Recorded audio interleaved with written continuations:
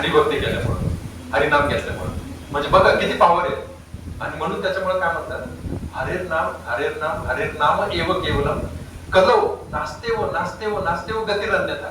म्हणजे कलियुगामध्ये आपण जे बाकीचे योग बघितले, म्हणजे लोक म्हणतात कर्मयोग आहे, ज्ञानयोग आहे, बाकीचं कोणतं पण करा, अष्टांग आहे. भक्तियोगच कशाला करायला पाहिजे? भक्तियोग म्हणजे सेंटिमेंटल लोकांचं काम.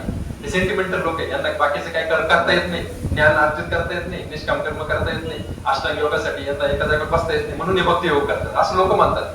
पण आपल्या शास्त्रामध्ये क्लिअरली सांगितलेलं आहे, हरेर नाम तीनदा सांगितले, एकदा सोडून तीनदा. आपण तीनदा जेव्हा सांगतो ना, तेव्हा त्याच्यावर आपण एकदम म्हणजे शिक्कामोर्तब करत असतो. याच्यापेक्षा दुसरं काहीच नाही. एव केवलम, हरिनामच फक्त. केवलम, तिथं पुढे केवलम पण वापरले, फक्त हरिनामच.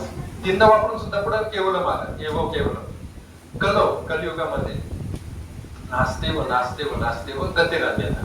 नास्तेव म्हणजे नाहीच दुसऱ्या कुठल्याच गोष्टीने गती होऊ शकत नाही तुमची. म्हणजे तुम्हाला चांगली गती भेटू शकत नाही, गतिरन्यथा, दुसऱ्या कुठल्याच याच्याने नाही. तर त्याच्यामुळं हरिनामाचा हा प्रभाव आहे. तर हा जो भक्ती योग आहे, जरी साधा सरळ वाटला असेल तरी तेवढा साधा सरळ नाही. त्याच्यामुळे आपण जे सगळे चॅन्टिंग करतोय ना, नामजप करतोय इथं बसलेले सगळे, तुम्ही एकदम म्हणजे काय म्हणतात ना, या कलियुगाच्या प्रभावापासून आपण हे सगळे कलियुगाच्या प्रभावापासून आपण मुक्त आहे. कारण हेच आपल्याला म्हणजे जसं ब्रह्माजी नारदजींना म्हणतात ना, इति षोडशक नाम कली कल्मश नाशनम. म्हणजे हा षोडशक नाम म्हणजे 16 अक्षरी जो मंत्र आहे, इति षोडशक 16 अक्षरी, हा जो 16 अक्षरी मंत्र आहे नाम कली कल्मश नाशनम आहे. कलीचं जे कल्मश आहे, कलीचा जो त्रास आहे, कलीचा जो प्रभाव आहे, त्या प्रभावापासून आपल्याला आपली सुटका करतात. म्हणजे सुटका करतं म्हणजे काय, आपल्याला म्हणजे पूर्ण काय म्हणतात, सुटका म्हणजे कलीच्या प्रभावातून सुटका म्हणजे ते मुक्तीची स्तर आहे, मुक्तीचा स्तर आहे. तर मग अशा प्रकारे दुसरा काही मार्गच नाही त्यासाठी. त्याच्यामुळं आपण हा जो कर्माचा सिद्धांत आहे, याच्यावर आपण जी चर्चा करतोय, त्याचा शेवट आपण जे कर्माचा सिद्धांत जाणला, व्यवस्थित जाणला, त्याचा शेवट, त्याची परिणती कशामध्ये व्हायला पाहिजे, तर हरिभक्तीमध्ये व्हायला पाहिजे. जो कर्माचा सिद्धांत जाणतो त्याचं एंडिंग ही हरिभक्ती जाणण्यामध्ये व्हायला पाहिजे.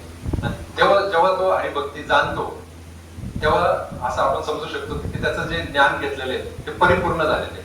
जेव्हा तो नामाच्या स्टेज पर्यंत येतो, हरिनाम घेण्याच्या स्टेज पर्यंत येतो, तेव्हा आपण समजायचं की त्यांनी आता म्हणजे ती टॉपमोस्ट लेवल गाठलेली आहे. आणि आपल्या सगळ्या शास्त्रांचं हेच म्हणणं आहे.